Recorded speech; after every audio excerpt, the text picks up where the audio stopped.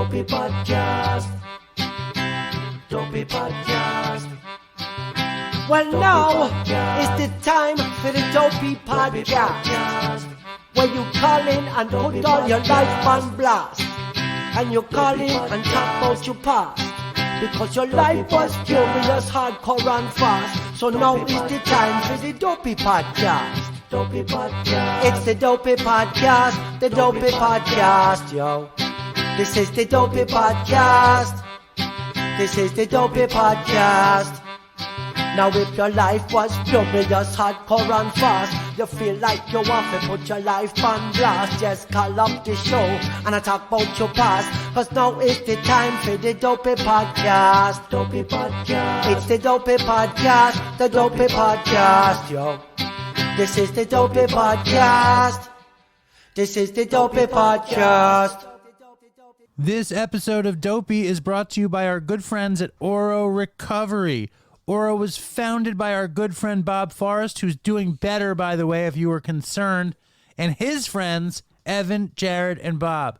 Their mission, to create a rehab recovery center designed to treat alcoholics and drug addicts with connection and compassion rather than control. They have a staff with decades and decades and decades of experience treating co-occurring mental health disorders, including severe mental illness. They make sure the detox is as comfortable as possible, which is very important when you're trying to kick anything, especially heroin or crack or meth or alcohol or pills, whatever. It's horrible. Get a comfy detox. They have amenities you wouldn't believe. Sound bath meditation, surfing, equine therapy, and of course, the potentially spiritually transformative sweat lodge. If you're fucked and you're willing to go to sunny Southern California, I cannot suggest going to Oro enough. Newsweek just named them like top 2, number 1, some crazy accolades. So if you're fucked and you're willing to get good treatment, go to Oro. This episode of Dopey is also brought to you by our great friends at Sober Buddy. New on Sober Buddy, this week they are launching a 100% free sober tracker up to the second. Absolutely free. So go to yoursoberbuddy.com. Your Sober Buddy is also just amazing because it gives really, really cool challenges. It stays present with you. It's always like having a sober friend in your pocket, which is why they call it Sober Buddy. Over 60,000 people have already been using Sober Buddy to help them get and to stay sober. It's available on both the iTunes and Google Play Store, or you can check out their website again at yoursoberbuddy.com, and the free tracker should be coming out next week, so look out for that. This new episode of Dopey is also brought to you by our friends at Dope. Delicious cookie dough. It is an incredible company that makes unbelievably delicious cookie dough. I just got a package of Dope, these bite-sized chocolate chip cookie dough bites, and these bite-sized Cookie Monster bites, which are blue and cookies and cream and delicious. It's such poetic justice that Dopey is sponsored by Dope. I saw Kelsey, the Dope founder, on Shark Tank years ago, and I was like, we got to make a partnership with these cookie people. Kelsey is an addict like us, and she believes in ending the stigma around drug addiction and shining a spotlight on recovery. A portion of every delicious sale of Dope is also donated to She Recovers, a non-profit charity with a mission to connect, support, and empower women in or seeking recovery. Life is raw. Cookie dough helps. Use Dopey15 for 15% off at DOUGHP.com or find them in select stores nationwide. They have a thing where they call the people who eat dope to be spoon lickers, and Dope is spoon licking good. Support Dope. If you're going to get cookie dough, get Dope. Go to Dope. That's DOUGHP.com. Buy some super tasty cookie dough and support your brothers and sisters in recovery. Evolution Accounting and Consulting is a full-service accounting firm. that can help with your taxes, bookkeeping, payroll, and almost any other business need you may have. Thanks to technology, they work with people from all over the country and pride themselves on building exceptionally strong relationships with their clients. They say that their passion allows you to pursue yours because they understand the stress caused by worrying about taxes and accounting issues. When you allow them to take this off your plate, you'll be freed up to focus on what you love to do. And perhaps more important than anything else, the firm is run by a fucking crackhead. Fortunately, he's been in recovery for years now and knows the struggle as well as the success. Use promo code Dopey when you connect with them at www.evolution-accounting.com to receive special discounts. We love Evolution Accounting. If you need an accountant, please seek them out at evolution-accounting.com. If you're listening to these ads, please go to Dopey Patreon, support Patreon. There's amazing shit coming out on Patreon. Every few days, there's something new. See old episodes of my music show. See never before seen Last Jewish Waiter bits. Hear from the Dopey Nation folk. Go support Patreon. Help me make this a real job. I really, really appreciate your support. Buy Dopey gear, dopeypodcast.com. And enough with the ads for now. Here's the fucking show.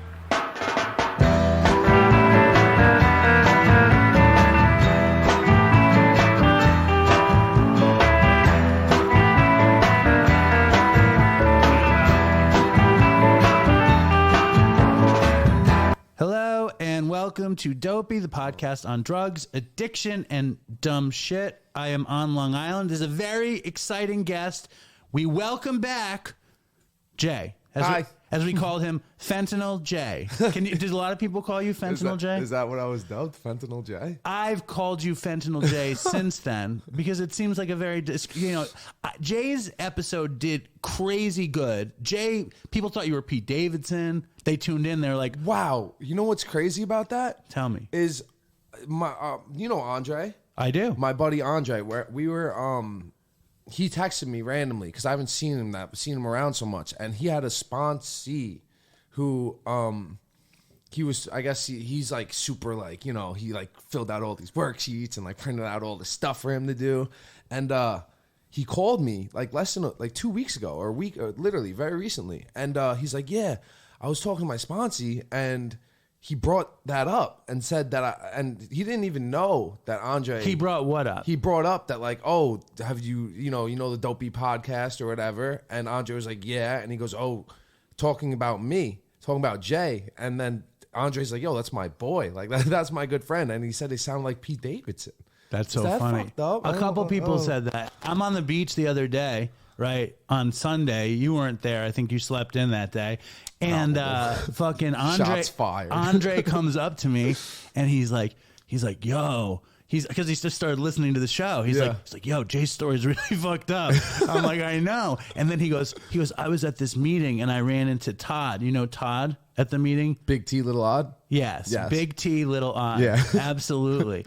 And he goes, I ran into Todd at the meeting, and Todd comes up to me and he's like, yo, I heard Jay on this podcast.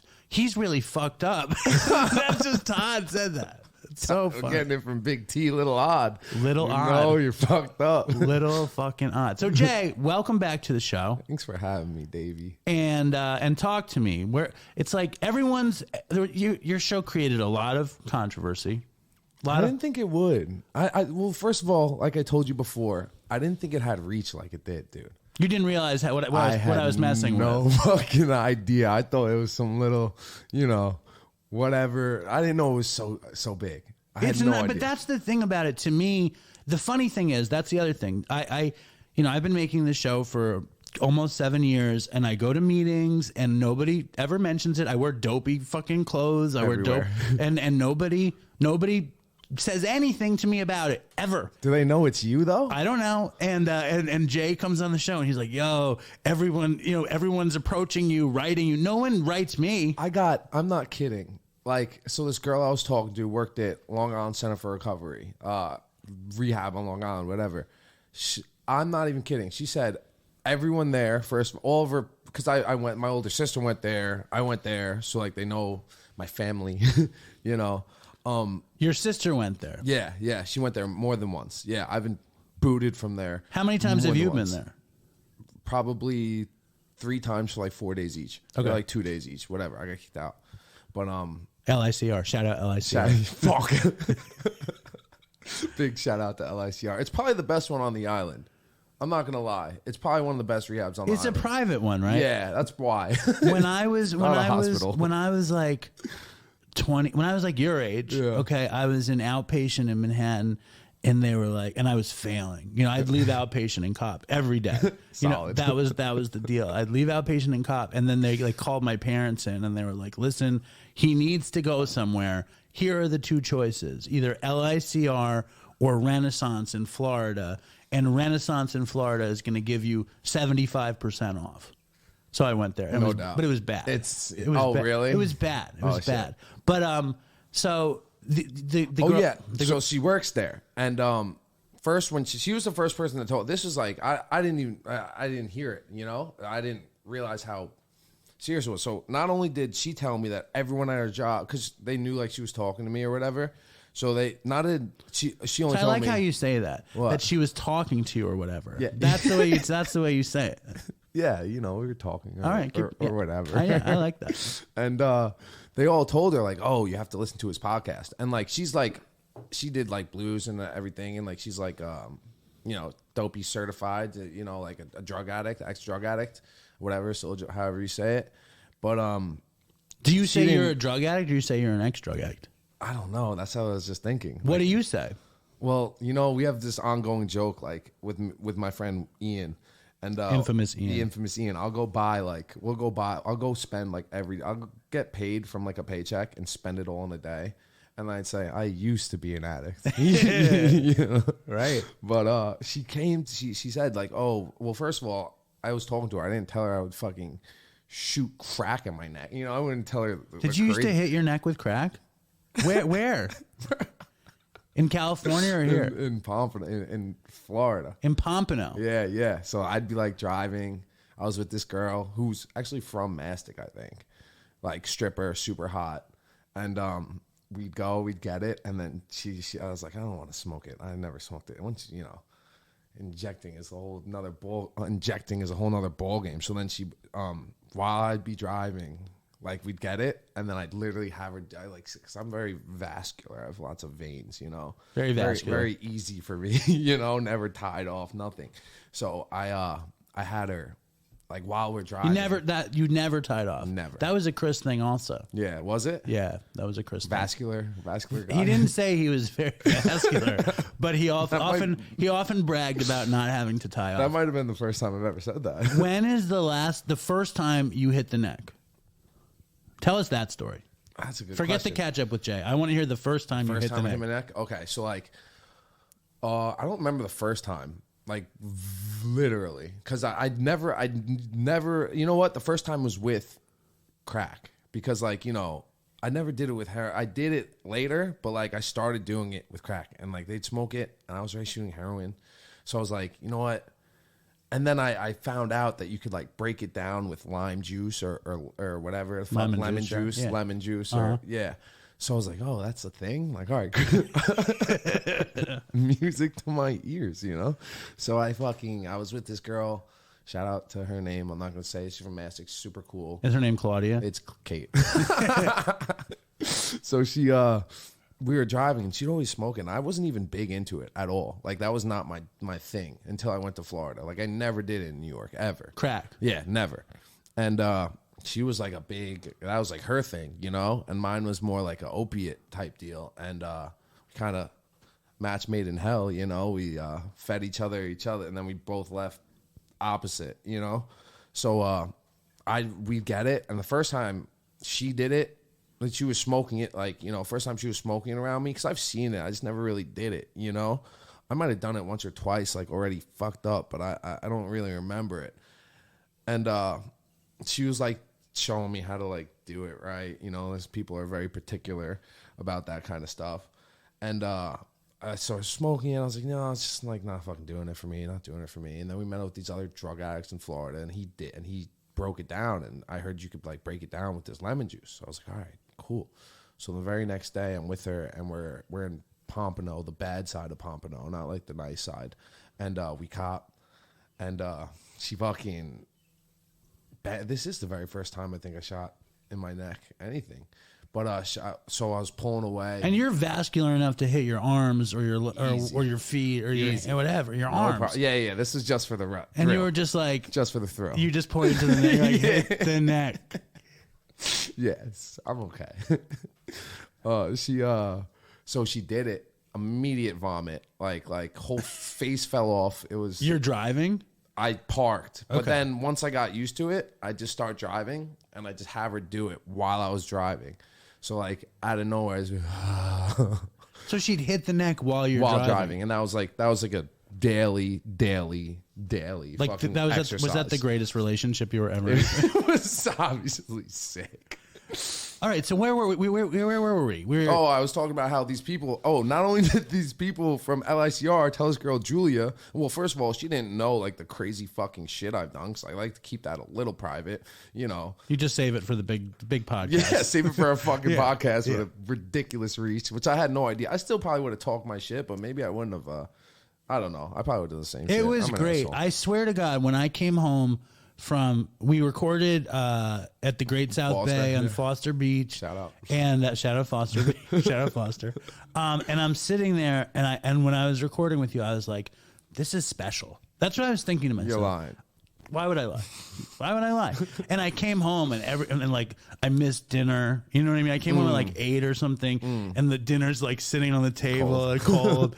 But I was like, I think I recorded something really special, and you really, I mean, like it worked perfectly. So the only problem was you were like talking like this. You were like off the mic, and I got so many complaints about that. So Oh, I right now, suck. Jay's at the dining room table. The mic is in his mouth. He's got the headphones on. official. Nobody can complain about this shit. But what was the point about it? So listen, Thank you, this I'm sorry. girl, I get caught up. she hit, she listened to it, and you know, I'd tell her like, oh, I've done blues. I didn't divulge. I was doing all this crazy shit, you know. And she read the title. I forget what the title was, but she was The like, title was good. Confessions of a Fentanyl Dealer. yeah. It's my best title I ever came up with. Yeah, she's like, I had no idea about, and not only that, she's like, everyone at her job told her to listen to it, but then I got text messages because I guess we took a picture on your porch. First of all, we should have fucking did a timer, like set the phone up. Could have got a full body shot. I feel like that was like a old person selfie. You know, what I'm an saying? old person. I did it. It was me. You know, yeah, we should tweak that. But then fucking people, random people. I'm not even kidding. I probably throughout the week, like 10 to 20, 15 to 20 people hit me up like, "Oh, you're on the fucking podcast," and I think a lot of it. People put my face, knew it was me because of that picture too. They're like, oh shit, you know. Some people knew it from my voice, but this girl Cass, so many fucking people hit me up. I was like, yo, what the fuck did I do? Well, that's the other question. Is this? It's like you revealed a lot of stuff on that show. You revealed a lot of this. I mean, not the details at our meeting, but like the broad strokes you talk about at the meeting for the most part. Some things I guess you don't say, but. And there was a lot of people are like, yo, they're kind of tearing up Jay and Dopey Nation on Facebook. Were they? I mean, I don't think, even have Facebook. I want to read it. Well, I want to talk about that too. But I feel like you get, and rightly so, you get a lot of shit for being a fentanyl dealer. And so when you put it out there and people come back to you, do they ever give you shit? Does anyone ever give you shit to your face? Never. What do they say? Never. I've never gotten any shit about it. I mean, and it's weird because we talked about this before too. Like, I feel worse about the fucking body brokering than I do about the fentanyl dealing. I really do. You know Why? Because the people that are your body brokering, like a part of them is trying to better their life. You know, like you know, people that you're selling fentanyl to. It's a fucking business. There's people. They're gonna do it no regard, and I know it's like a cop out. They're gonna do it regard, but they are. Like if you were doing heroin and one guy stopped you're dealing, gonna go somewhere else. What are you gonna do? Right. Yeah. Oh, he's not. I'm done. Like yeah, right. You know. But you also we talk all the time, and you told me how if you meet somebody because you don't have social media, they can't look you up on social media and see that you're like a normal person. So instead they Google you and find out you're not a normal person. Yeah, that was so fucked. So like, does that happen often? Tell that story. I think that was fucked. So I met this girl. Her name was Star. I met her at. Don't say her. Yeah, she's super hot. Hey, Star, I love you. She first of all, she's probably the only one in the world. So only Star, right? Maybe she'll hear this. I had a crush on a girl in summer camp named Star. Did you? Yeah, it's probably the same girl. My Star is probably 50 right now. Anyway, keep going. She's like, oh, I think it's like a flex. You know what I mean? It's like a flex. Like, oh, I don't have any social media when you're talking to a girl. Like, I feel like that's like Do you think I'm so old I don't know what flexing is? Is that what that is? That just happened. Wow, that's not nice. Okay. Well, I thought it was a flex. I think it is. It is a flex to some people, but other people, it's a neural pathway. I will find out everything I need to know about you by looking at every picture you have, studying you, putting thoughts together based on what you've shown, and you haven't given me the ability to do that. I fucking learned that point of view however many weeks ago. Because, like, I was confident, like, oh, this is a flex. No one's really going to, she's like, and we started talking or whatever, and she's like, oh, you don't have any social media? I was like, no, I don't do social media, blah. She's like, why? I'm like, I don't know. I'm just like not into it, whatever. And she, when she went home later the next day or whatever, she was convinced I had a girlfriend, like convinced that. Well, that would be a reason not to do it. Yeah, exactly. Little did she know you had like 7 girlfriends. She's like, oh, I thought you had a girlfriend. So I went home. I tried looking you up on like whatever, Instagram, whatever. And then she's like, but I couldn't find anything. So I Googled you. And right when she said that, I was like, your heart, perfect. Your heart fell. Dude, it was, I was like, no, she didn't. And she goes, yeah, I like Googled you once and I saw this thing like, and thankfully they only did the Google report like before they found everything. Well, I guess it's the same shit. It says like $60,000 worth of fentanyl pills seized in Ohio, blah, blah, blah. Jason Butler, 27, whatever, from Sayville. And then she's like, yeah, I was like reading. I didn't even look twice at it because like I didn't even believe, I just didn't think it was you. But then she's like, I went back a couple hours later and I saw your fucking mugshot next to like 3,000 fucking fentanyl pills. And there's no escaping that one. Right. And let me first of all, why don't you do social media? I don't know. I used to. I'm sure you were addicted to it like everybody else. I used to do it. It's just like I'm done. I'm done. A lot of social media is a show, Sure. And I'm like done. Isn't it like it's all either a show or the ability to snoop? Yeah. That would be the reason I would get it, so I can be a creep and just see what other people are showing, But that's I'm just done. Like, what was the break? I'm interested in this because like, when did you give up social media? So it actually happened out of force. Like I something with my phone, I couldn't get back on my accounts. And I could now, but like at that point I just said fuck it and I'm not even going to. The one that I did keep for a long time was Snapchat because I was a drug dealer and like that's like a good one to have. Why? Know? Because Snapchat, everything you send disappears. So what did you use Snapchat for? Girls and drug dealing. But how would you? I'm old. I never use Snapchat, and I think probably a lot of our audience is interested also. Yeah. How do you actually use Snapchat for either? Break it down. So, if you get a Snapchat, you link your phone contacts, and everyone that has a Snapchat in your contacts also becomes your friend on Snapchat. So I did that, and whenever this is when I was like selling bags of coke, whatever, like not, wholesaling as much. I was kind of pushing things around. And that's when I was making a lot of money too, because like, it's like you're buying a lot and breaking it. It's like buying 10 pounds of weed and selling 20 bags, like, it's a money maker. It's a lot of work.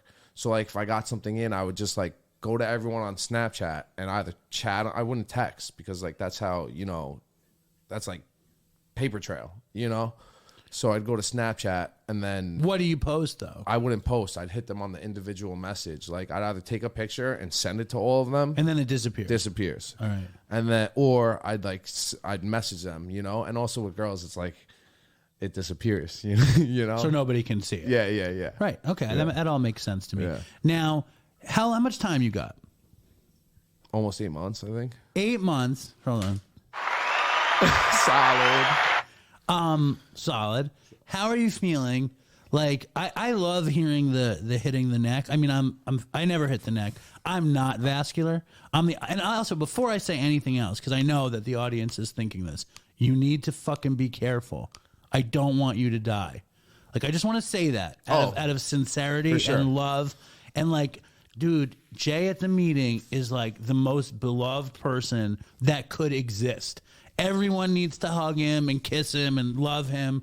And it's like you are the most, like, if there's most likely to die, you're just for the terror and the horror and the sadness. And having my friends die, I see this. And I don't want the audience to be listening and be like, this is another Chris right here. Pay attention. So I'm saying this, and I know I can't make it so you don't die. But you're making it. You're doing it. But I love you, and I don't want you to die. So I'm putting that out there before we say it. You understand what I'm saying? Throw it up. Yeah. Does that disturb you? A little bit. It does. Why does it disturb? Well, did you have any friends that died? Yes. From this? Yes. So do you understand my point then? Yes. All yeah, right. I do. All right. Forget. Let's get back to the good stuff. You have 8 months, right? Yep. And you are, and you're doing well. Why you make that face? I was just thinking, I'm still, continue. No, please. Okay, I'm still tied up about how you said people were talking smack on Facebook and how it's a controversial episode. It's a very controversial episode. But why? Because aren't we all drug addicts here? A lot there? A lot of us are drug addicts here. But some of us are like dead kid parents. Oh. Some of us are like dead husband, wives. Oh, makes sense. You Checks know. out. Sorry, so guys. like, of course, and I'm, listen, I think I don't blame a drug dealer for a drug addict dying. I don't look at it that way. Yeah. And I really care about you, and I don't. Maybe I'm not looking at it like clearly, but I don't look at it like that. I don't think it's helpful that you sold fentanyl to people. Like, I don't think that helped anybody. And I think it's also about transparency too. Like people that are selling fentanyl pills as blues is a different thing. That's how a lot of people die. Xanax as Exactly. fentanyl as Xanax or That's how fentanyl a lot of in people coke. die. Right. Yeah. So that eliminates some margin of error and Yeah. some culpability. But at the same time, it's like you got to call it for what it is. You dealt this horrible. I mean, it's also like time and place. Yeah. Like if it was 10 years ago, you would have just been a heroin and a coke dealer. Yeah. You know what I mean? It just happened to be this big F word. Well, also there's this book. I can't believe I didn't show it to you. This guy, Sam Quinones, he's this very, very, very amazing journalist who writes about heroin and fentanyl. And he just wrote a book about fentanyl. I had him on the show, and he's all talking about how fentanyl makes unlikely kingpins and how easy it is to be a kingpin just from the sheer cheapness of the fentanyl and how you can move it. Yeah. And how it's so cheap you can front fucking ounces and get back fucking crazy money. True. And if you don't, who cares? It's true. It's so true. Because people look at me and talk to me now. Even the girl I'm talking to now, she doesn't even know I'm a drug addict. But like I told her like, like I didn't tell her I got busted or anything, but I told her like, yeah, so, what did you do for a job? Whatever. We've been talking for a while, but like I told her I used to sell drugs, and like I've been shot in my leg and like, shit like that. And like, she's like, people To can't flex? Nah, it's subtle flex. Yeah, subtle flex. But she can't even believe it. Right. Like, no fucking way. And then you're right, because it does make unlikely people that aren't like I was just around it, like I got so greedy. I used to get it in the mail, like because I've got friends. I moved to California. I've got friends over there. It's cheap as it gets over there because it comes from Mexico. So it's so cheap. I used to get it in the mail, but I got really greedy and started bringing it back myself. What I could make on those things is whatever I spent, I can make 5 times it. So I could lose, if I got 100 pills, I could lose 80 of them and still recoup my money. Exactly. You know what I'm saying? But then the problem is how deadly it is. Yeah. Like, and the problem is, like, the thing that's really disturbing me is I'm hearing about people who have a crazy fentanyl habit and the methadone isn't even touching it. Dude. Like, that's fucked up. Dude. Like, how hard is the fentanyl detox? Dude, honestly, what's fucked up about Or it the is... Suboxone doesn't touch it. What's fucked up about it is you go into Precips, like precipitated withdrawal. Thank you for explaining what Precipitated For- was. to the dopes. I needed that. Thank you. Have you been there? Precipitated withdrawal. Yeah. I don't think I have. Like, No? You would know. No, I don't. So precipitated withdrawal is when you are high and you take an antagonist and Yes. it throws you. No, I've never. No, I never. I was never in it. So for Thank those, God. for That's those, a good deal. dude. Thank That's a God. good deal. For I those who don't, if you did fentanyl, you would have hit it Right. without Yeah, question. well, because yeah. with fentanyl, you have to wait. You have to go through the detox. Like it's so sticky that if you take like I did it. This is the only time I've been in the Precips. You have to go through the sickness before you can take anything. Like you can get Precips up to 3 days after you, and like if you're a fentanyl addict, you have to do it at least every day, most likely every 8 hours, you know? So if you wait like a day, like I did it, I waited a day, like 2 days when I was like about to kick it. I was like, all right, time for the sub. As soon as I did it. Because you're timing it every time. Yeah, exactly. You're like, you're trying to work out that Gauge fucking, that whatever, the algebra of the situation. Exactly. And dude, that's what's fucked up. You can't, even in the rehabs, you can't take Suboxone. You can't. It's instant Percips. Like as it was, Which is so much worse than just kicking bro, natural. I am telling you, this was madness. This was absolute madness. I came back from California. It was like right around Christmas time. Every time I come to New York, I try to do a little better. You know, like I came back home, whatever. And I fucking went through it, dude. It was fucking horrible. It was the worst. Dude, I waited. I was sick. I was sick. So I'm like, okay, what the Suboxone does is, you know, it fills up your opiate receptors, and if there's any opiates still in your receptors, it kicks them out. So like you're all fucked up, right? So I'm sick. I'm thinking my receptors are clear. And fill it with Suboxone. No, I'm sick as a dog. I took that shit and I fucking died. I died. It was. And you waited too to make sure that wouldn't happen. And then that's when it was still kind of new, you know. And I come to find out a lot of the motherfuckers have been through the Precips because of that. So, Oh, well. womp, womp, womp. So like fucking what's advice for somebody who's on fentanyl? Like, how do you get off? Oh, that's so tough. I mean, I barely know how to do it. Me personally, How do you do it? I did it one time, which didn't last. I did it one time on my homeboy's couch, like fucking just went through it, whatever. Had, you know, it was probably out of necessity too, you know, like broke my phone, you know, so like I didn't have many available. For me, I have to be left with fucking shit. So but you just kicked cold turkey. I kicked cold turkey. I did. And what was the end of the kick? Like, what did you go back to? Like, so eventually, like, you know, I started selling drugs again, and how long after? I made it like 2 months, 3 months. So you cold turkey. So you're saying turkey. What's a medicated fentanyl kick? So, what would be best, I would think, would be the methadone, honestly. But I've never taken methadone. This guy I know in California smoked like, I mean, he probably exaggerates, but Yeah. he smoked a lot of fentanyl, I Yeah. guess, and then they put him on 150 milligrams of methadone, Yeah. which is a lot of methadone. Yeah. Then he's buying extra take-homes of methadone, so he might be up. Who knows what the truth is, but he might be around 190 milligrams of methadone, which is too much. It's a lot. It's too much for anybody. And then he says he's still smoking fentanyl on top of it. So it's like, Sounds Dopey like a Nation- drug addict if I've ever heard one. Well, that's Shout out to fuck me, bro. The book was gas. There you go. So fucking, what was I gonna say? This is a really robust, dopey episode. But if you're out there and you're robust? Robust means it's particularly dopey. I knew that. Between Okay. you and then our guest, it's gonna be fucking. Oh, it's gonna be doped up. Seriously, fucking dopey. Fucking on the sauce. Yeah, that's what I'm saying. If you're out there and you're on fentanyl or you've successfully kicked fentanyl with medication, what did you do?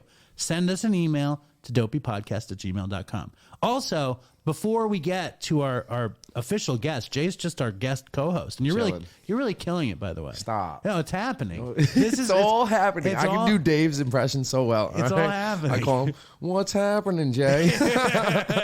What else? What else you What's got? cracking?" I don't say cracking. You did. No, I don't You think did I'm- once. I thought it was so funny. You did. No, really? It's all happening, Jay. That's what I sound like? It's terrible. It's It was terrible. pretty good. You complain a lot, and it's okay to complain. Wow. That's not good. I feel badly that I sound like that, but it's probably pretty good. People do me, and I'm like, fuck, I can't believe I want to be like cool, and I don't sound cool in your impression. What was I gonna fucking say? Oh yeah, subscribe to Dopey YouTube. Gmail. Go to Email. Go to Dopey Patreon. Fucking here. Let me hear another one of your. I want to hear another impression. You want to hear one more? Yeah. All right. So I'll call Dave. Yo, and not only this, I'll be sitting with the infamous Wheeze with Ian, and I'll say, "Yo, watch. I'm gonna call Dave right now. I guarantee you." This is what he says. "What's happening?" And I guarantee it. And then in text message as well. But this is Dave every evening. Dave, alcoholic. Hold on. Grateful to be here. Grateful to be sober. I just need to get it out of the way before I start spitting fire. You do spit some fire. Before the You're fire the most comes. beloved motherfucker at the meeting. No. You're a fucking up that you are. No, but I just have to spit my fire, and I'm scared if I'm spitting fire. You're I don't say the. you're spitting I don't, hot. if I don't say that thing, then they don't know I'm grateful. like a precursor. Yeah, I just want to make sure that because that's what I used to like go to the meeting in Manhattan, and I wouldn't say I was grateful. Straight to hot fire. I would just go for jokes, you know what I mean? And I would just try to get the room to laugh, and I would never say I was grateful, and I'd be like, fuck, I forgot. It'd be over, and Every I'd be like, time. I forgot to say I was grateful. So I say that first just to be like, all right. Precursor. I I'm can grateful. Say, Now I yeah, can- I can now I say can whatever. talk my Yeah, shit. now I can do whatever I want. All right, so fucking subscribe to YouTube, join Patreon. It's helpful. Fucking buy Dopey shit. Do it. Go to dopeypodcast.com if you want any of the special stuff, the Big Bird beanie or the Ooh, that one's fire. or the Dopey snapback or the Oive snapback or any of the new stickers or buttons. Just hit me up on Instagram. Easy. Easy peasy. And so now speaking of Instagram, we have a and I had a plan. We didn't follow. We didn't follow But the plan. you're Jay. I'm off the cusp. Hold on, kinda I'm gonna guy. give you the. Let's see if I hit the right button. It's. Boom, boom, boom, boom, boom, boom. Oh, you want me to give you the funky drummer? Yeah. Hey. Yeah. YouTube is so sensitive that when I put the funky drummer in, it demonetizes me. No Just way. 8 bars of that. No 8 way. bars of drums demonetized. Wow. And that beat built all of like 90s hip hop. Wow. So like it's crazy. Anyway, there's a woman on Instagram. Her real name is Joelle, but she calls herself Dominican. Dominican guy. no, she's not. Right? She's- That's what you said. Right, but she's not. She's a girl from Philly, and she's really funny. And she was at DopeyCon. She was at our first DopeyCon, and Jay is going to be at DopeyCon 3, October 1st. DopeyCon 3. You ready to spit fire Show at up, show DopeyCon out. 3? Spitting hot flames. You know who else is going to be there? Who? Smiling Joe. Is he? You know who else is Shout going out to be to there? the Smiling Joe. Brandon Novak. Shut the fuck I up. talked to him yesterday. Shut the fuck He's up. going to be there. It's all happening. Shut up. It's all happening. happening. Shut up. All right. Yo, Daniel Radcliffe, pull up, bro. Okay, let's deal with Daniel Radcliffe for a second. Okay. You know, Jay is a wonderful person. We're in the kitchen. He looks at my fridge, and I have a Harry Potter and the Prisoner of Azkaban sticker. And Jay's like, "Why you have this bullshit fucking Number 3?" And I'm like, "Well, I enjoy the hippogriff depicted on the magnet.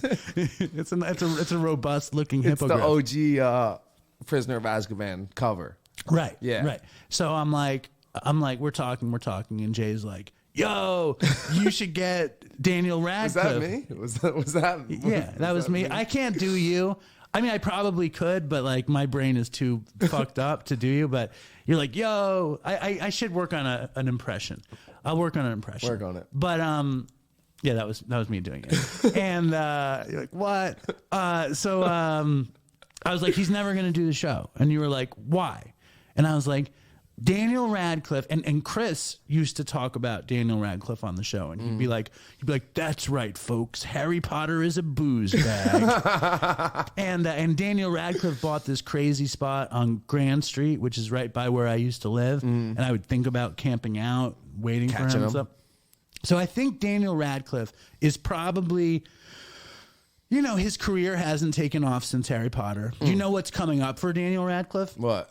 He's about to play. Oh, I seen it. What? Go ahead. I seen him in a preview. But what is it? What were you gonna say? No, go ahead. I haven't seen the preview. This is what I've heard. I've heard two things. I heard he's gonna play Weird Al Yankovic in the Weird Al biopic. Oh, really? And that's got to make him feel not that cool. I love Weird Al personally. Weird Al. I personally, but I mean, like Harry Potter. It's not cool like that. Yeah. But then yesterday I saw something that they're saying he's going to play Wolverine. No way. How could he possibly? No way. That would be the biggest mistake. Maybe like Peter Parker before he's Spider-Man. You know what I'm saying? But the Peter Parker, the kid who plays Peter Parker, Holland's he's good. Yeah, he's great. I hate that he's English. He's great. Me too. He's great. I didn't know he was English. I took Nora to see Spider-Man. Homecoming? Yeah. Or no, whatever the new one was. Third one. Yeah. And when I found out. My favorite. When I found out he was English, I got bummed out. Really? Yeah. You know what? Who did that for me?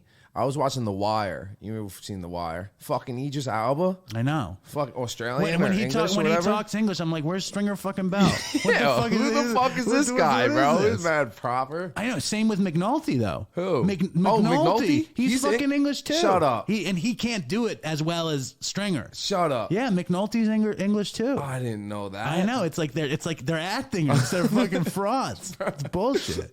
But yeah, Daniel Radcliffe, I'm sure you're listening to Come the show. to the show, bro. You must be. I'm sure he's I would listening. fucking love to meet you, dude. Daniel Radcliffe, DopeyCon 3. Let's pray for it. Yeah, pray for it. Before we go to Joel, Namaste at Home Dad, I want to kick this over to my friend Ryan Hampton and his team at Mobilize Recovery. Mobilize Recovery is an amazing cause that's going national this September, and it's a project really close to my heart. It's a nonprofit organization, and it's a way for you to pitch in and help end overdose and addiction in America. There's a way for everyone to get involved. There is no cost. There is no hidden agenda. Mobilize Recovery is about you, our community, and what we can do together to inspire recovery solutions all across the United States. Here is Ryan to tell you more. Hey everybody, this is Ryan Hampton, recovery advocate and founder of Mobilize Recovery. And I'm jumping on with Dopey today because we need you to help end overdose, end addiction, and inspire solutions for recovery across the United States. This September, the nonprofit initiative Mobilize Recovery is launching a national bus tour in partnership with iHeartMedia and Google. And we want to learn what your community, your organization, and your projects are doing to mobilize for change. Help us map the journey across the country. Learn more today at mobilizerecovery.org and submit your ideas to us. There's so many ways for you to get involved and to help us highlight the recovery experience that is so unique in different regions across all 50 states. Go to mobilizerecovery.org to learn more and to help us map this journey. And I hope we get to meet so many of you this coming September during National Recovery Month. So thank you, Ryan. Support Mobilize Recovery at mobilizerecovery.org. We're going to try to hook up with the team while they're on the road this summer. Support mobilizerecovery.org. And now, without further ado, straight out of Philadelphia, Joel, a.k.a. Namaste at Home Dad. And I'm in the Dopey studio. If you are watching, you know that. I sound like such an idiot saying in the Dopey studio. It's like so stupid. I'm very excited. Wait, what are you saying? You don't want a big introduction? It's so legit. Like, you should tell it. Look at my studio. It's so legit. I was so impressed. I was like, shit, I'm in my bed. Dude, your bed is looking pretty good. You got a cheetah behind you. Now, before we get anywhere, I just want to introduce this woman properly. You're an artist. You're not just a meme maker. You're a fucking artist. She was one of the few participants in DopeyCon. She's got a Dominican man's name. Her name is Joelle. Welcome to Dopey. I usually say Puerto Rican, but that's just me. Hi. I never met a Puerto Rican man named Joel, but I know like 3 Dominican Joels. It's probably because I'm in Philly and you're in New York. Right. All the Puerto Ricans fled to Philadelphia somehow or something. And she looks like a cross between Cleopatra and Cher, lounging on her bed by the window with a painting of a cheetah behind her. Welcome to the show. Hi. Did you like research what my favorite compliments were beforehand? Because those are it. That's it. Cher and Cleopatra. I'm sure there's more, but those are like top 3. Also, that's a flag of the Lil Ugly Mane album, 3-sided tape. Lil Ugly Mane. Really good. Like Gucci Mane. Yeah. All right. So we'll check that out. So what the fuck, Joelle? How did you start Namaste at Home Dad? Like what's your deal? Like what's your story? You're a mysterious woman and I'd like to know more. So actually the anniversary of me starting my page, I think was yesterday. Wow. How many years is the anniversary? I think it's been like 5 years, maybe even 6, which I hate because I feel like I should be so much further and I'm just not because of shadow bans and stuff. It's frustrating. But like I literally stopped doing what I went to go to college for, which is actually drug addiction counseling, to focus full time on internet comedy or whatever the fuck I'm doing.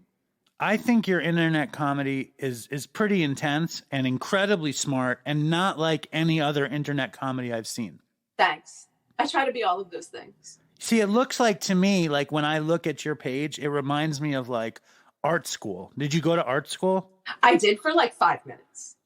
I went to the Okay. Art Institute, which like is pretty much like the DeVry University of art schools, for a semester for fashion design, actually. And it was like terrible. My roommate used to try and beat me up like every single day for no reason. And we had like major beef.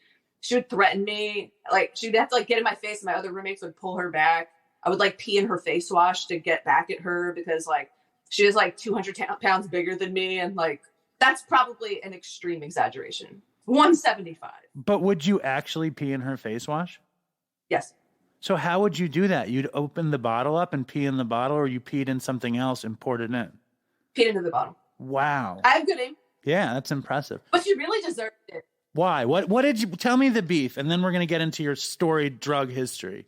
Okay. So also the time that I was in art school was when I was this is the last time I tried to take instant release Adderall as prescribed, which actually no, I didn't because I was snorting it the whole time. And this was also like around the time where I was really getting addicted to, I know I'm like jumping way ahead, but that's me. Heroin. So I was going through a lot and I was kind of in like Adderall induced psychosis at the time, but this bitch was making it so much worse. It was like a movie.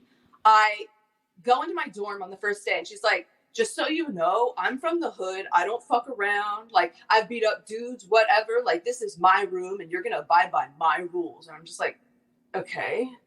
She just kept doing one thing after another. And I tried to put up with it, but it all kind of accumulated when I went to stay with my boyfriend for the weekend, which I do every weekend because I wanted to avoid her. But I came back and there was like this gigantic naked man in my bed with like used condoms everywhere. And I just went off. And then she's like, "You're dead, bitch." And like it was really like a movie, but crazy. Worse because I was in Adderall psychosis. And every day she'd just like try and pick fights with me and then like get in my face and have to get pulled off. So I just did little psychotic things like pee in her face wash behind her back. How did it end? I'm gonna sound really psychotic. That's okay. This seems good. This seems good for the show. I know it's for the podcast, but like everyone listening, actually go ahead and judge me. This is really insane. So like I finally had like a psychotic break from Adderall. This is so nuts. She was sleeping and she had just tried to get in a fight with me. And for some reason, I never liked my right ear. And I was staring at myself in the mirror with a pair of scissors. I'm so fucking insane. And I had like my sewing scissors from class. And I basically cut a piece of my ear off. Let me see your ear. And I didn't even realize the irony, like blah, blah, blah, Van Gogh, art school, until afterwards. And it was bleeding like profusely. Like I was just bleeding out for like 2 hours. And I filled like a towel with blood. And then I went up to her while she was sleeping and I like got in her face and was like, "Hey!" And she woke up and I threw the blood. Can I even say this? This is so insane. This is great. I threw the bloody rag on her and was like, "Stop fucking with me. I'm fucking insane." And she never did again. Let me see your ear. It doesn't look, actually, if anything, it looks more normal. No, it looks totally good. It looks better. So it healed naturally. Yeah. And you threw the bloody towel at your crazy roommate. And then did you quit school? Did she quit school? Like, what was the end of the whole thing? They finally switched my dorm. After that, I just dropped out and I think went to rehab. I don't even know. So when did you start getting high? I think freshman year of high school. But I was one of those kids where if someone was smoking cigarettes, I'd be like, you're going to die of lung cancer.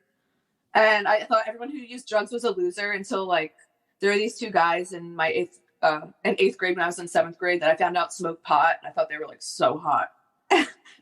But even still, I was still hesitant to use drugs. I was really scared of my mom, basically, is all it was.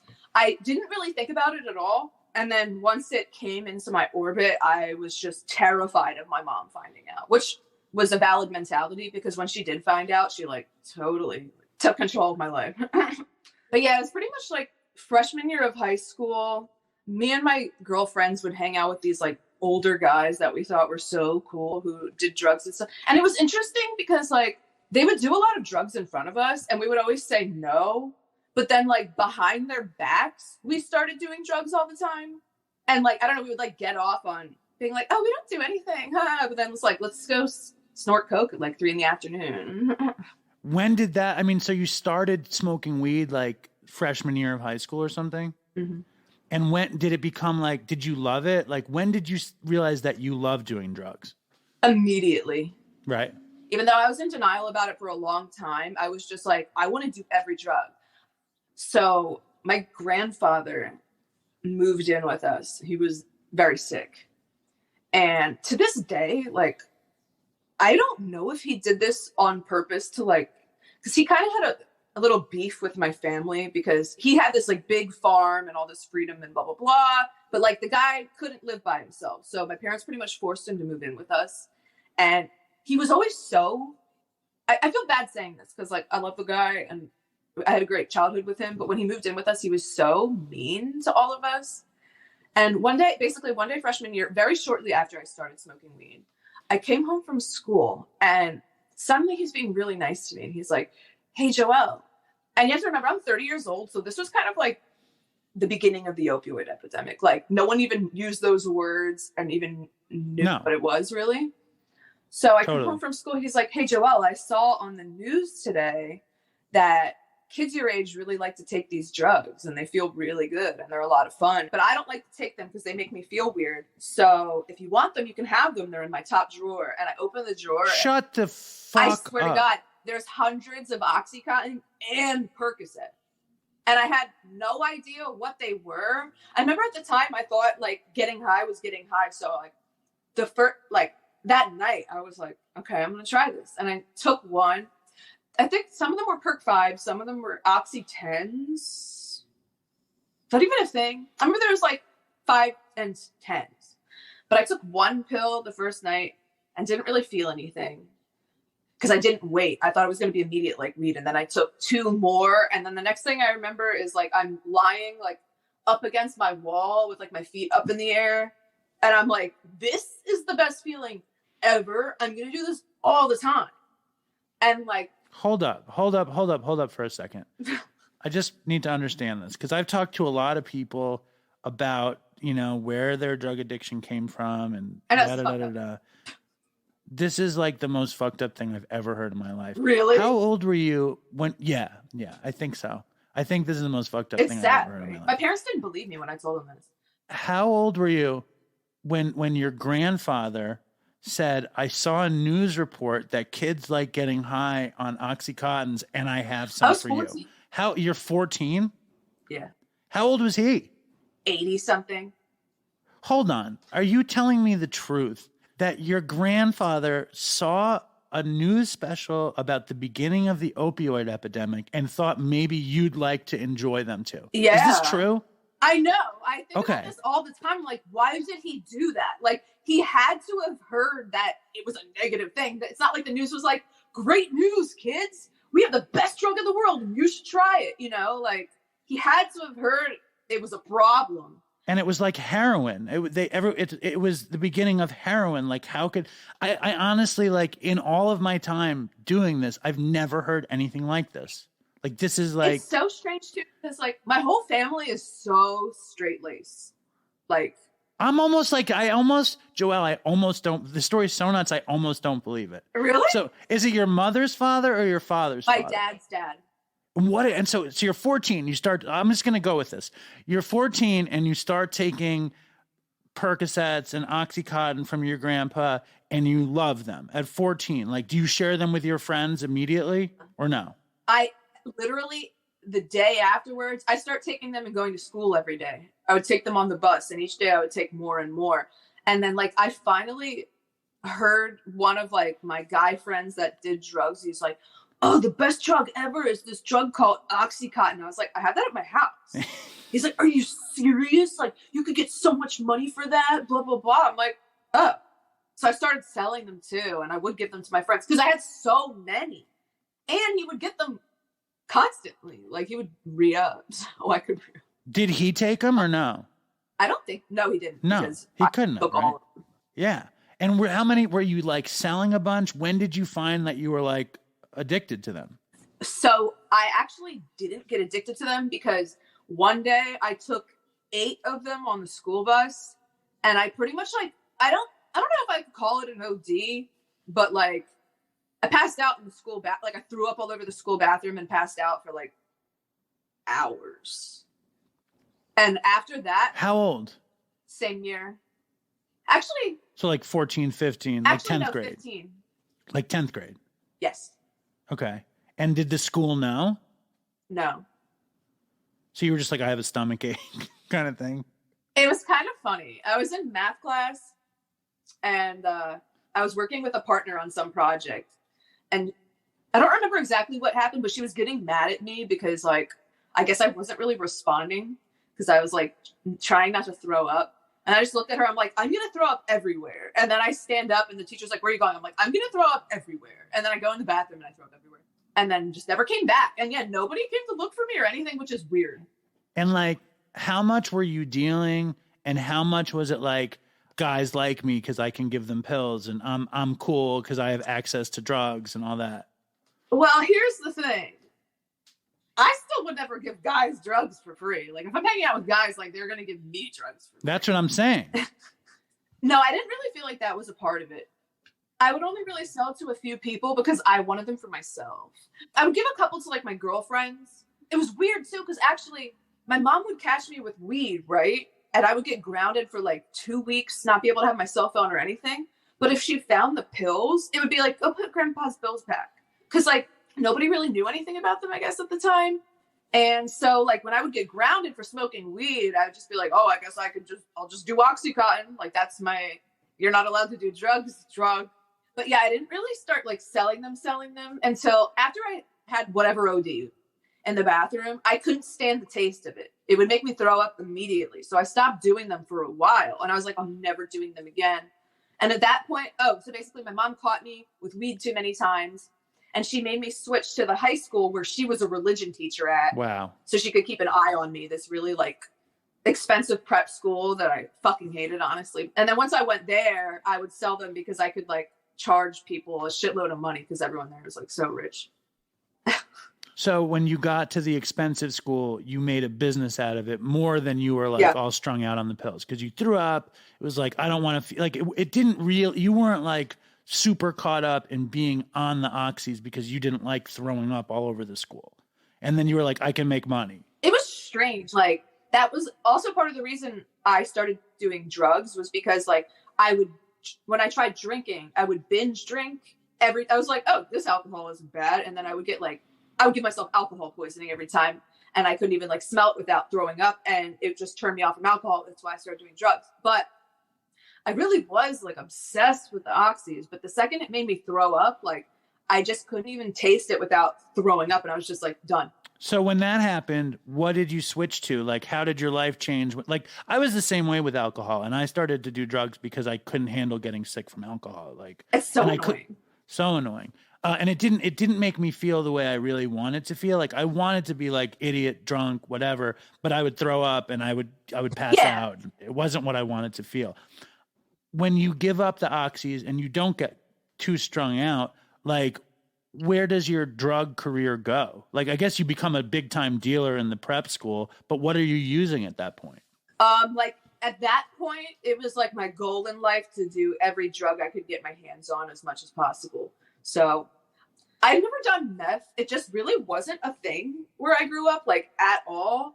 But at that point, I was obsessed with ecstasy, I guess. I could see like that. Junior years when I started doing ecstasy as much as I could.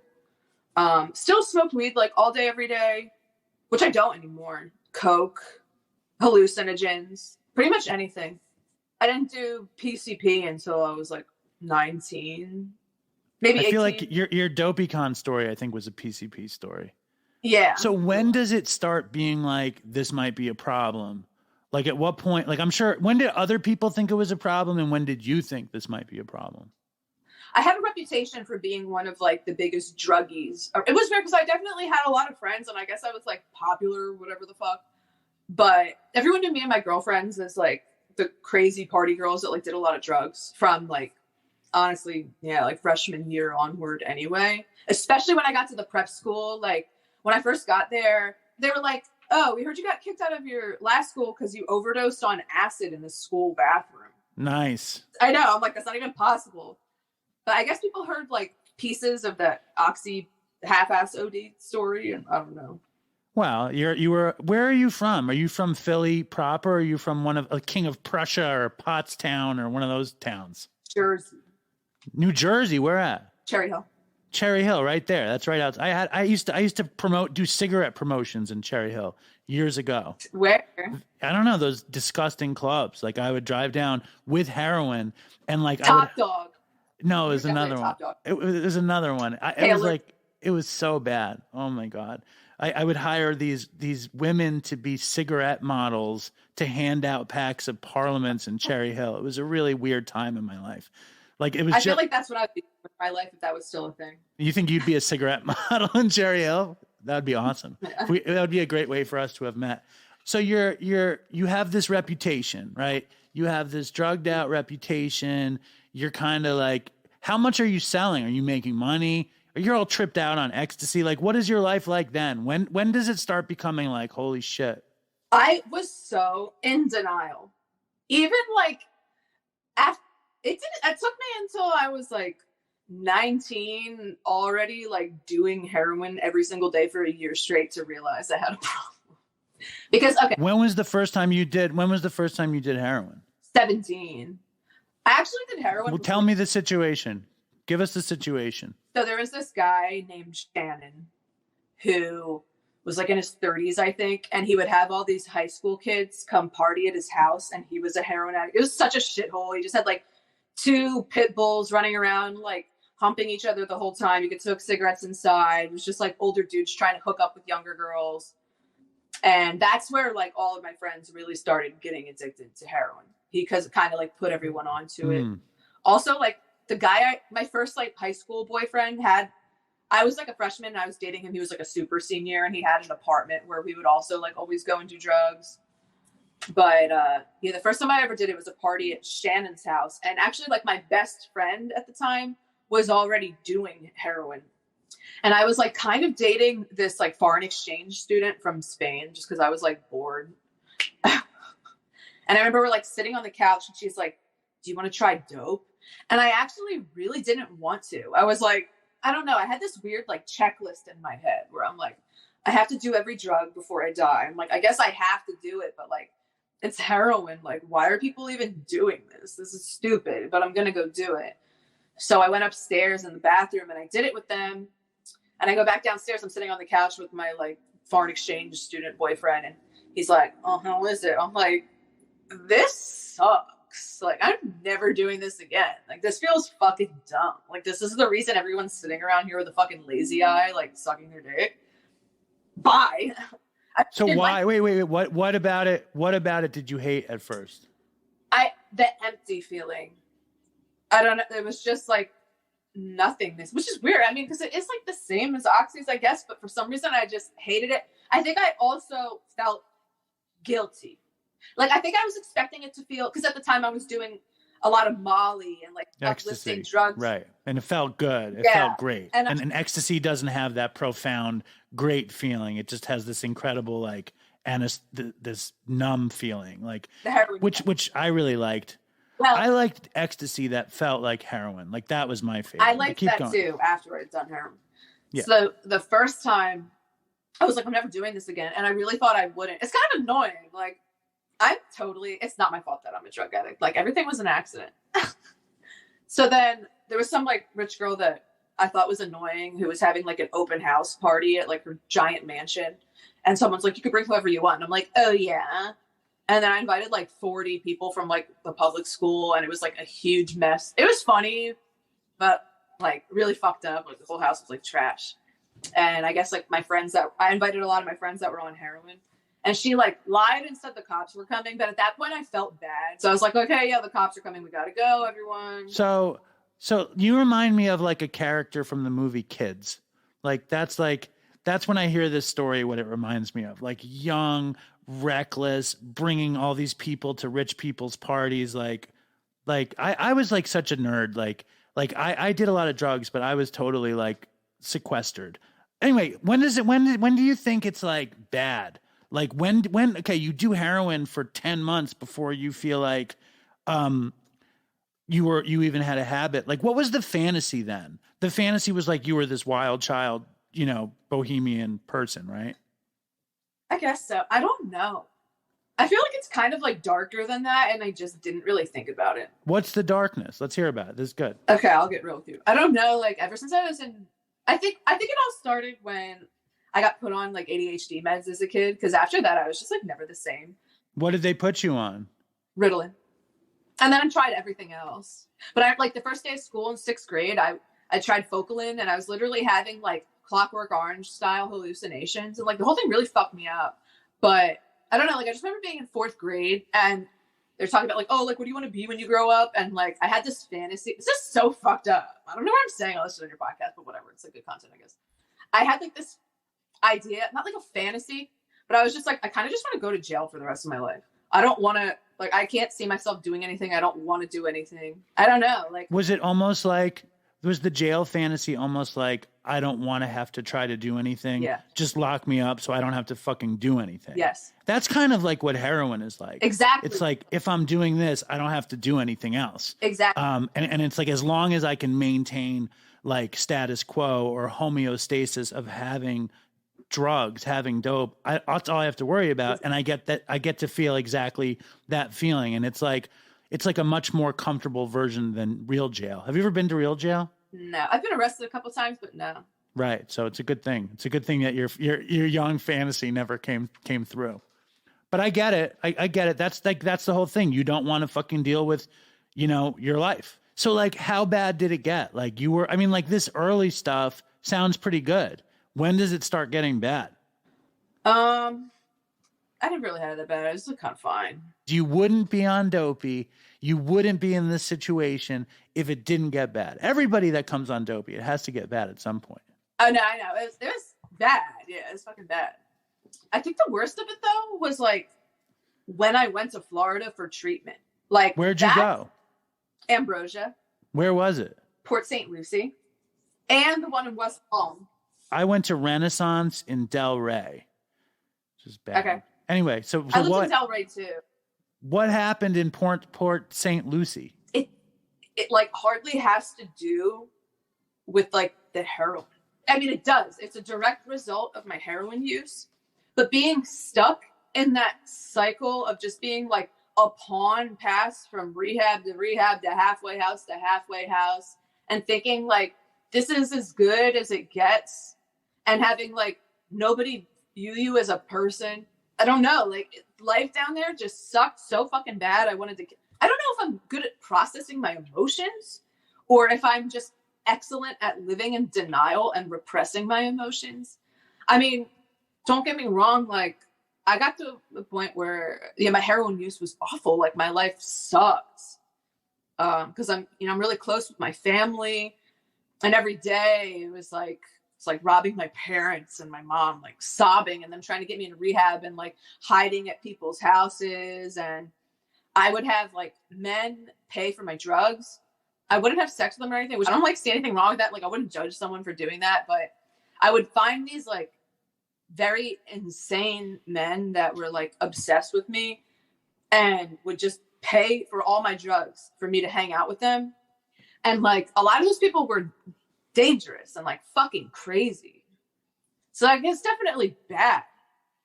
But see, I think you're fast forwarding through some shit that I really need to get to here. Like I mean, I want to know about that. Like I wish I had you on the show after DopeyCon because this story it's a lot for me. Between the young sort of kingpin bullshit, Shannon's house, fast forward to hanging out with psychotic weirdos who give you drugs to sit in your presence. What's that period? Okay. Give us a little snapshot. I can do that. Little Super 8 of that time. So basically like the second time I did heroin was at that party I was talking about. And I thought I was doing coke, but I did heroin. And at that point I was like, this is the best feeling ever. I want to do this all the time. But I was still scared. And I watched all my friends like get addicted, go to rehab, people die. And for some reason at that point, I could do it whenever I wanted. I'm like, what is wrong with you guys? Like, you don't do it every day. And I was like that for like 2 years. From 17 to 19, I really could do heroin like whenever I wanted. But then I met my first boyfriend who was actually that way. He still has the box with this spoon and needle in it and hasn't touched it since we were dating. So fucking weird. But like, I met him and I like did heroin with my friends and I told him about it. I'm like, oh, you're going to be so mad at me. I did heroin. He's like, oh, actually, can you get me some? He's like, I can do it whenever I want and I never get addicted. I'm like, oh my God, me too. Like, are there some people just like that? And he's like, yeah. And once I lost that fear of getting addicted, I think also that in combination with like my first relationship and like trying to get rid of like that awkwardness of like, I don't know. Cause like I said, I did heroin before I ever even like lost my virginity. I thought I hated everybody. And then I was like really in love with this guy. And I guess we just thought we were invincible. I don't know. Like our relationship really was amazing. But then at the same time, like we start doing oxy and heroin more and more and more because he could stop. I was just like, oh, I'm just doing this by choice. Like I can stop the next day. I can stop the next day. And then it just turned into like. He never got strung out? No. It's like he's incapable of getting addicted to anything. It's weird. See, usually you hear that shit and it's bullshit. Usually like that's the beginning of the story and then they wind up, dead or in rehab or something like you or me. Yeah, it really is true. And he would drink like a 30-pack every night. When I had to go to rehab, I was like, well, like you're an addict too. You drink that much every single night. It's just your drug of choice is alcohol. And he's like, okay, watch this. And then he just quit. And he didn't have any withdrawals. Right. It was insane. After doing it for like years. When was the first time you shot up? I think I was like 9 months into sniffing it like every single day. So like 19. And do you remember the first time you shot up? Who were you with? Was it with that guy? No. At that point, he's like, we have to quit. And I started doing it behind his back all the time. I think that's why I was in denial of the fact that I was an addict.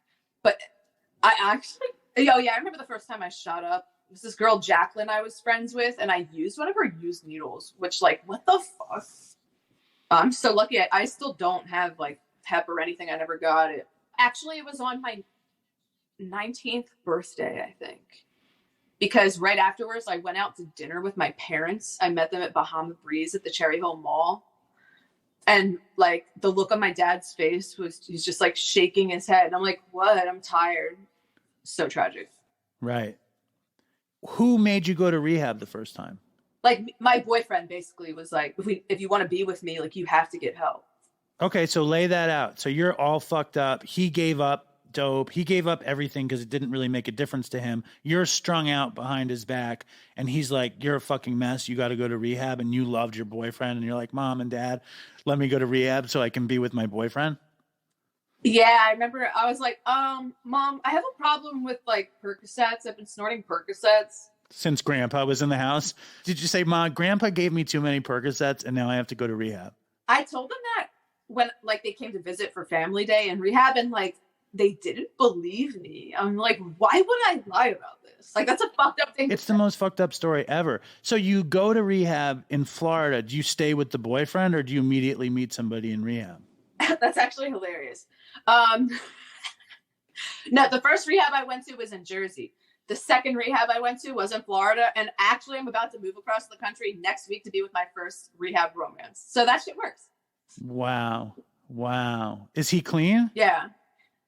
Yeah, he wasn't a heroin addict. He was like a trash can addict with like crack and Molly and Xanax and everything else besides heroin. I don't actually really like to date heroin addicts. I feel like two heroin addicts don't mix. No. So like, obviously. give us, so like you go to fucking Florida and you were also talking about in that period of like going to stay with crazy psychotic men who gave you drugs to be in your presence. How did that end? Like, how did that period end? You were just like your boy, because you're doing that behind your boyfriend's back also to get the drugs? That was later on. Okay. Well, so I also went to school at Rutgers Camden at the time. So I could just cop dope. And this was when like Camden, way before their like police reform thing. I don't know if you know what I'm talking about, but it was like, I could just like swing by the best set around on my way to school and be at school at 9 a.m. I could walk over the bridge and cop. What's the best set around? That's a good question. I mean, you know how like Jersey, did New York bags have like the stamps too? Yeah. I know Tap Out was a good one for a long time. I think we had that like and I haven't done fucking stamped heroin in a million years, but I think Tap Out was one of them. Yeah, that one killed 11 people and then it like felt like in one day. Actually, I got that batch too, and it was so crazy. I would never turn it down dope, but for some reason, me and my boyfriend got the Tap Out batch that killed everybody, and he poured it out. And for some reason, I was looking at it, and I don't remember what I saw in it, but I was like, "That looks wrong." And he's like, "I'm sure it's fine." I'm like, "Don't do it." He's like, he starts rolling up the bill, and I just blew it off. And then 5 minutes later, someone like, "Don't do those bags." Wow. That's amazing. I have so many questions and you're going to have to go to work. So like, how did you, if you weren't with the guy in Florida from then till now, were you? We broke up like a couple of times because I had relapsed and just for other reasons. Like we had some growing to do. Like I've had some boyfriends in between, but like we've mostly been together. He's been across the country for a couple of years at this point. I've been doing long distance for years. I'm finally doing it. How did you get clean? So was Suboxone, but I wasn't an addict that hated my life. Like, I'm not even a depressed person. I enjoy life, but I think I started doing drugs so young that like I just didn't even know how to live without them. Like I had no idea how to be an adult or do anything. It was just such a part of my life. And I mean, I was tired of it. I think I started planning for my recovery before it happened. Like, what does that mean? I like went back to college and I started dating this like lawyer guy who was like very normal.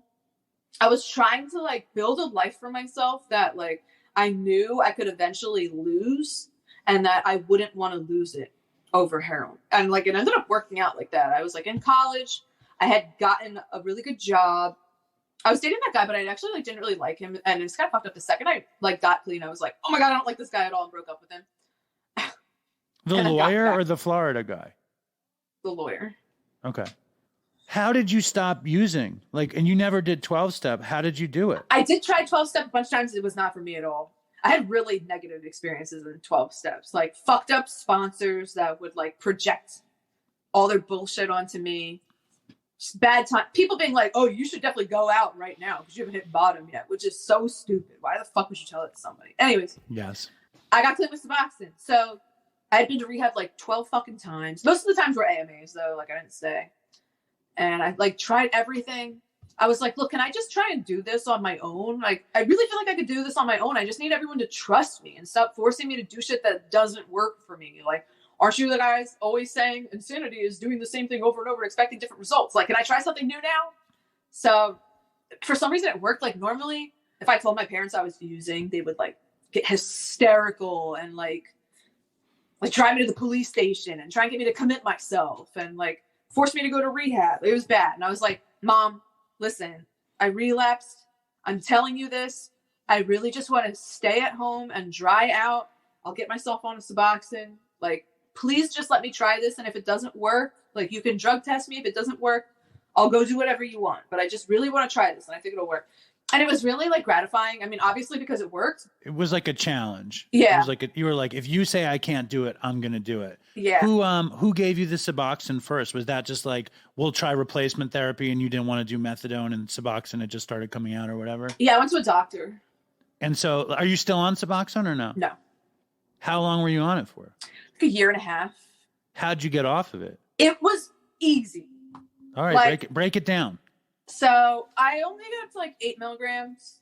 I stayed on 8 milligrams from, I don't even know like the exact amount of time, but probably like 6. 8 milligrams though is like, I mean, like I remember I was on Suboxone for a second and we would get the orange octagonal 8 milligram dealies. And like that shit was strong. You know what I mean? Like I never like had a big Suboxone habit, but whenever I took an 8 milligram, I would get high. Like I liked Suboxone, but I never was on it.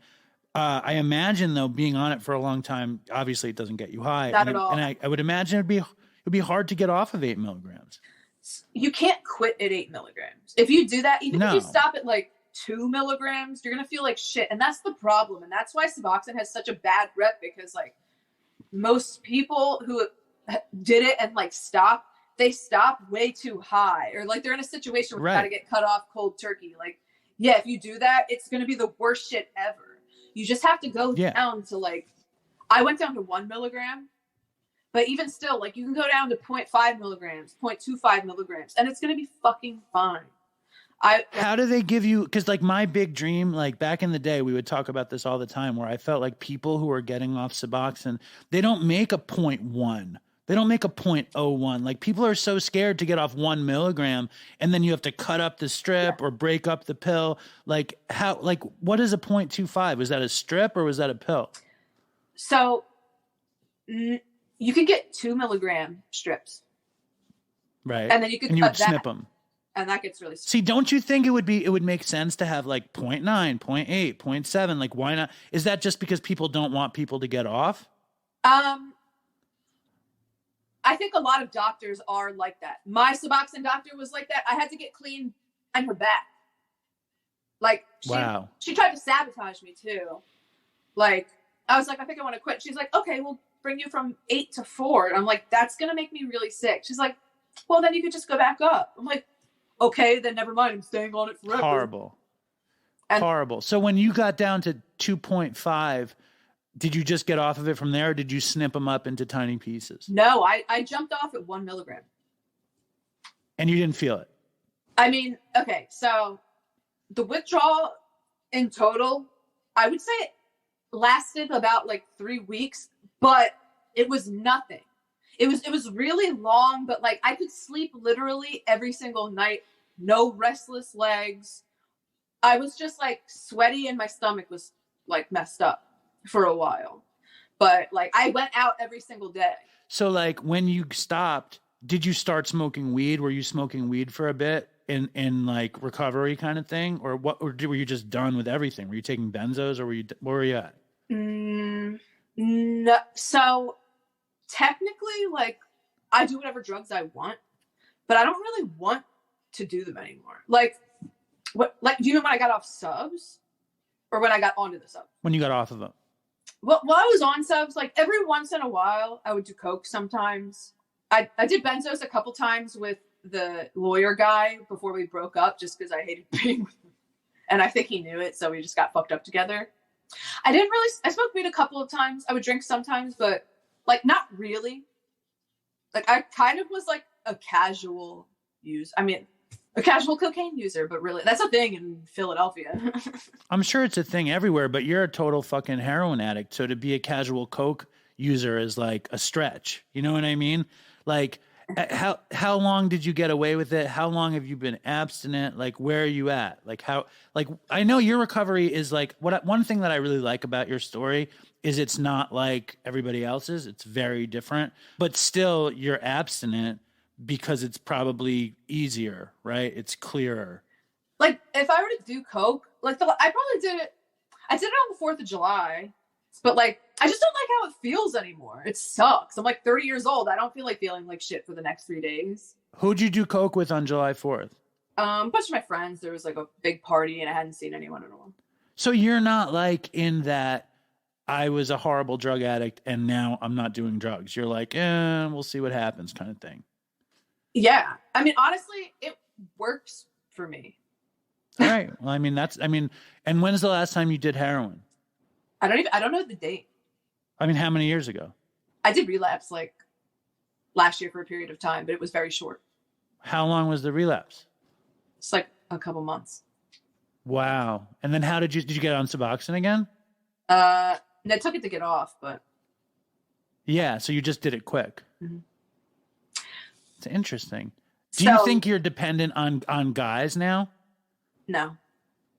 You don't think you have a relationship dependency issue? I've considered that, but not really. I don't mind being alone. Like, I like being alone. I don't mind being single at all. I mean, I've been in a long distance relationship for like a couple of years at this point, and I haven't like cheated or anything. Like, I just had to ask because a lot of these stories revolve around boyfriends and stuff, but I'm more interested in the relapse. How long had it been without dope? And then what was the relapse? How did that even happen? Break it down. These are the important stories for drug addicts to hear, I think. It was probably like 3 or 4 years because I got clean in like, I don't know. I really don't pay attention to my clean dates. Like, I have no idea when I quit heroin. I know it was like in July of 2015. I don't even remember when I got off Suboxone. I think it was like February, March of 2016 or 17. So since then, I don't really want to say what happened. Why not? You've said everything. You said your grandfather gives you pills. What could have happened that you don't want to reveal now? Because people in my family can't know about it. And my mom watches all this shit. Okay. She's not going to watch this. I'm not telling her about this. But even still, like, I don't know. Basically, something really traumatic happened to me that, like, really fucked with me. It was like my worst fear. Oh, no. Came true. And I didn't know how to deal with it. And how did you get the dope? Like, who gave it to you? Did you pursue it? Did you go to the spots that you used to go to? Oh, yeah, I just drove around. I just drove around Philly and got it in like 5 minutes. I respect you not being able to tell this traumatic story, but at the same time, I hate not knowing what it is. But that's where we'll leave it. Was this the greatest podcast you've ever been on? This was a good one. Yeah, this was really good. You're so much better than Hamilton Morris. Better drug podcast. Am I really? You're equal. Oh, stop it. You could tell me I'm better. It's nice to hear that kind of thing. What's the dream with Namaste at home dad? The dream? What's the dream? Oh, like what do you want to do? Like what? Yeah.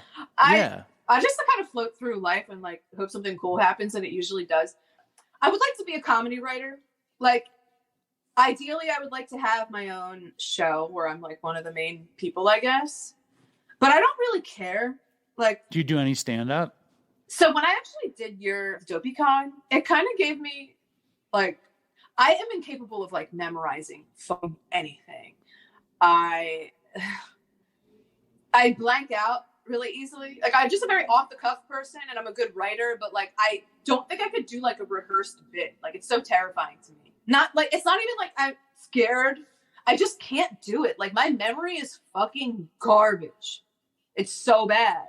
So like, I don't know. But when you did DopeyCon, you were like, holy shit, I could be a stand-up. It gave me some confidence. Dude, how good was DopeyCon? It was really fun. Was that the greatest night of your life? No, but it was definitely a lot of fun. We're doing DopeyCon 3 in September. You want to come? If I'm on the East Coast, I'll definitely come. Or if I can get out there. All right. Well, it's very exciting. So how will they follow you? Tell them how to follow you, the Dopey Nation. Instagram. Just go on Instagram and type in at Namaste, period, at, period, home, period, dad. Why did that sound weird? Namaste at home dad with periods in between. All right. Joelle, thank you so much for coming on the show. Thanks so much for having me. This was like such a good time. It was amazing. All right, awesome. So that was the incredible Namaste at home dad. And if you were on Instagram, you would see her insanity. And I think we're going to do a Namaste at home dad Instagram takeover. And she might be at DopeyCon 3 also. Shout out Namaste at home dad.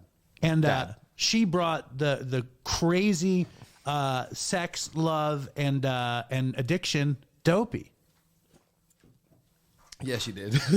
And any thoughts about the great Namaste at home? Joelle?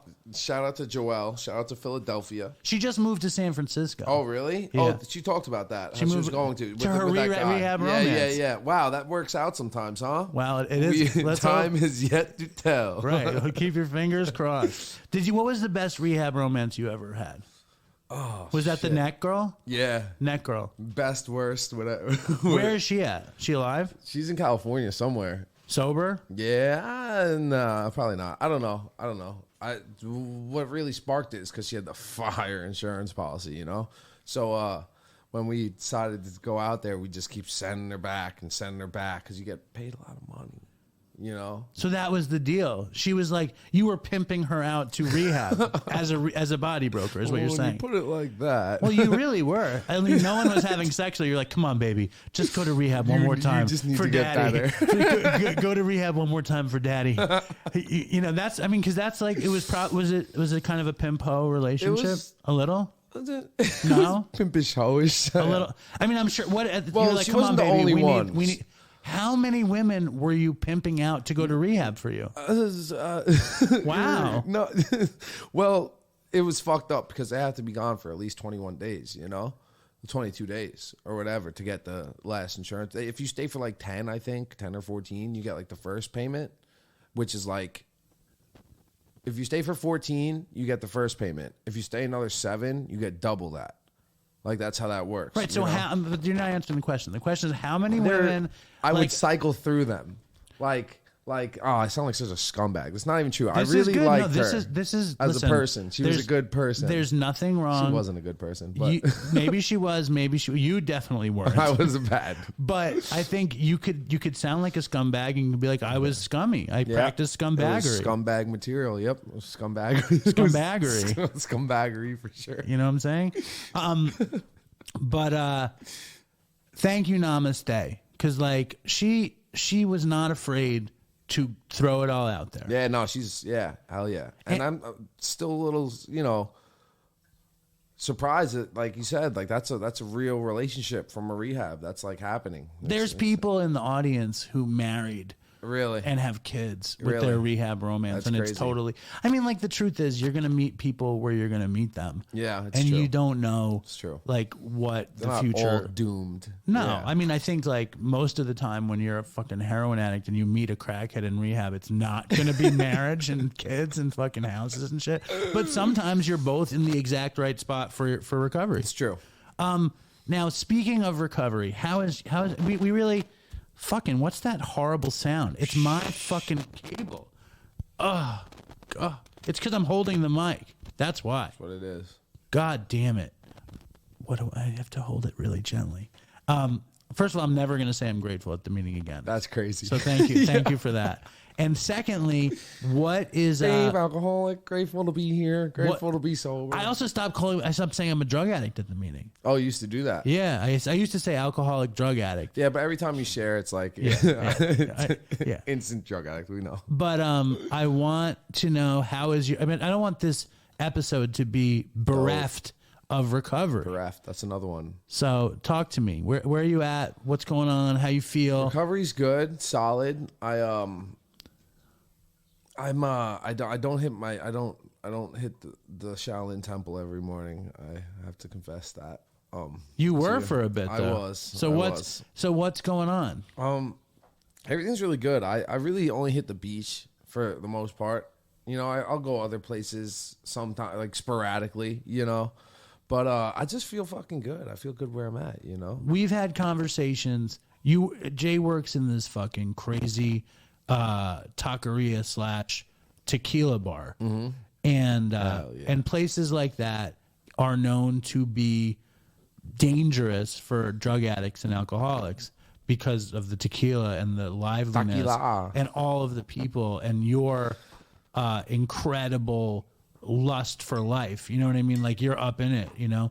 And so you said to me, I don't know, 6 weeks ago, 8 weeks ago, who knows? Like, I don't know. Like I kind of want to be able to have a drink. Like I'm 27. I still think I can. So like, that's what I want to hear about. Yeah, I still think I can. Have you done it? No, not yet. Are you sure? I'm positive. You're positive? Wow, you think I have? You think I'm lying to you? Of course, I don't think anything. Why would I lie? Did you smoke? Did you smoke weed? I've thought about it. No, I haven't. But I haven't really. I think about it all the fucking time. I'm not gonna lie. The dog's like he's smoking weed. Dave, he's lying.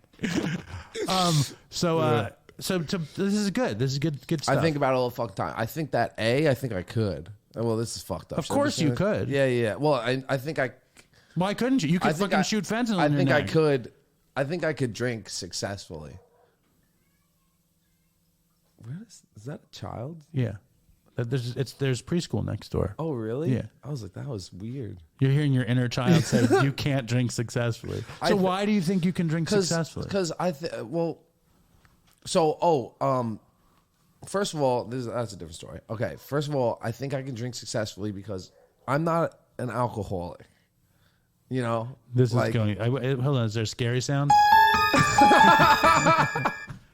well, because even when I drank, I didn't really drink. I didn't either, but that was something Chris So always. you don't think you could? I don't fuck. I'm not gonna fuck with it. You know what I mean? Like, Well, maybe I'm not gonna fuck with it either.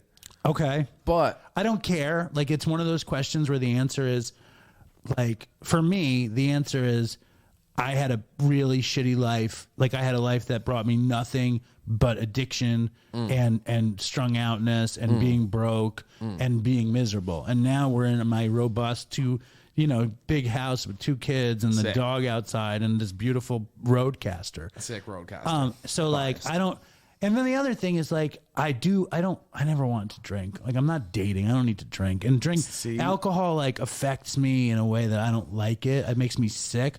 I like weed though. Yeah. Like, I like weed. Well, you look like the type that I look loves stoned weed. right now, but I'm not gonna smoke weed either because I really think, and I've been trying to talk about this on the show, and I try to talk about this with people, and I don't ever really make any sense when I say this, but sometimes I'll daydream about smoking pot, and I'll that feeling like when you were very young and you had bud.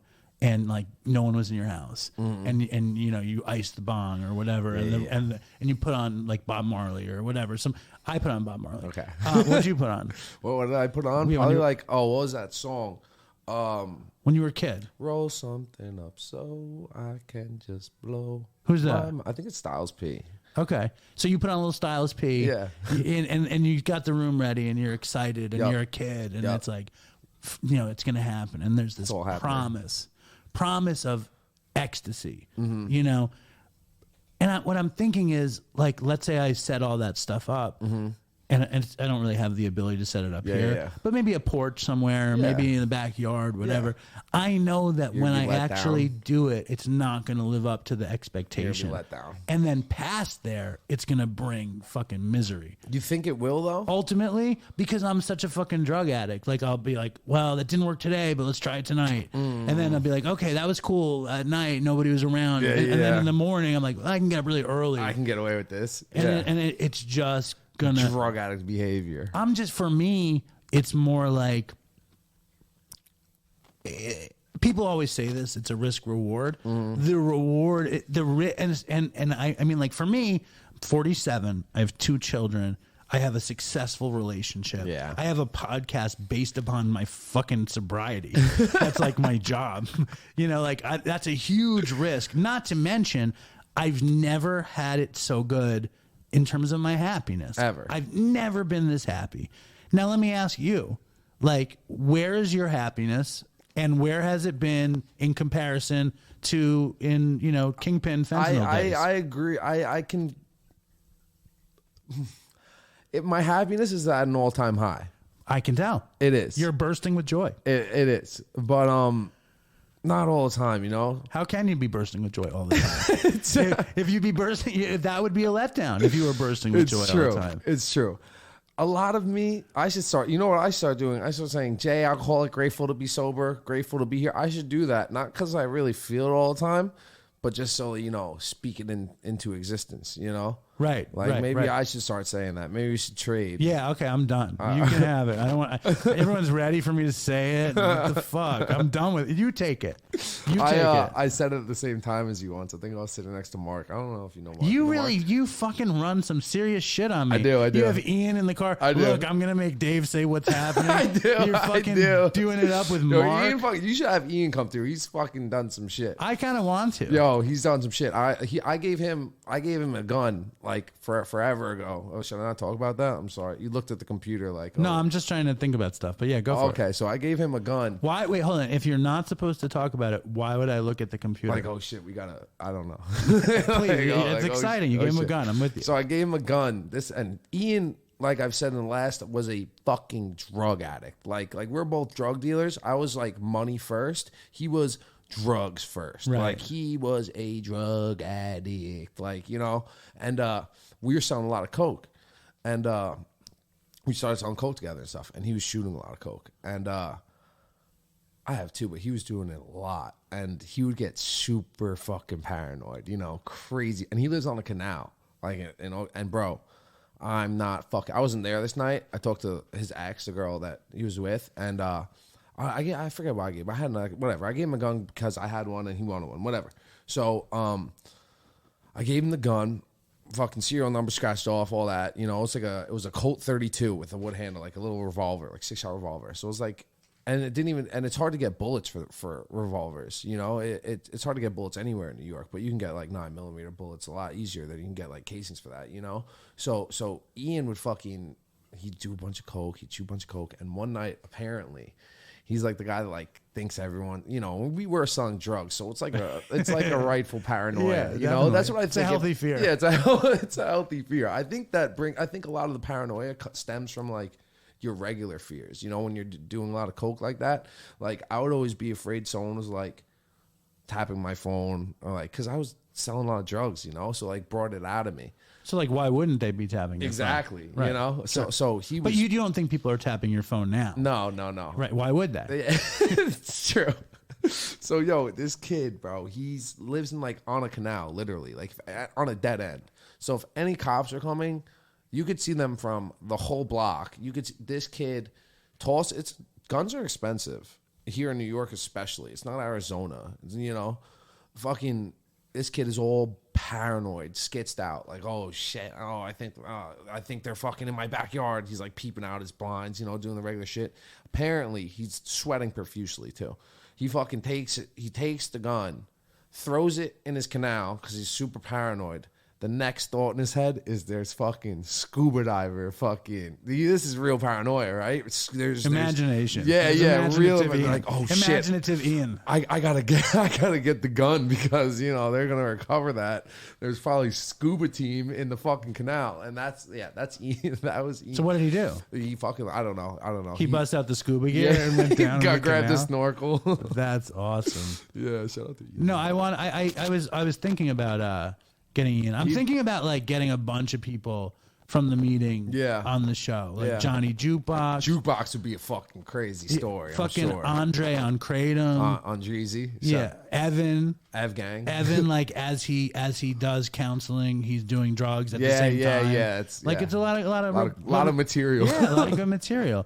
I think this episode was full of good material. Now let's get back to the one thing before we go. Mm-hmm.